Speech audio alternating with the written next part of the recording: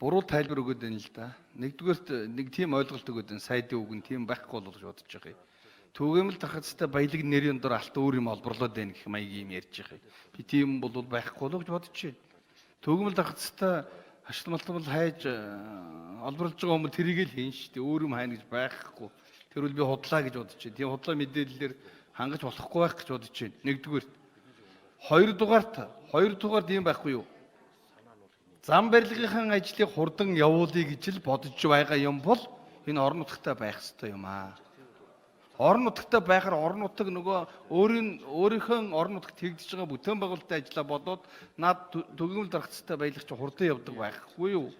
Өмнө нь огт явдаггүй байж байгаа харин энэ хууль ороод явдаг болсон байхгүй юу?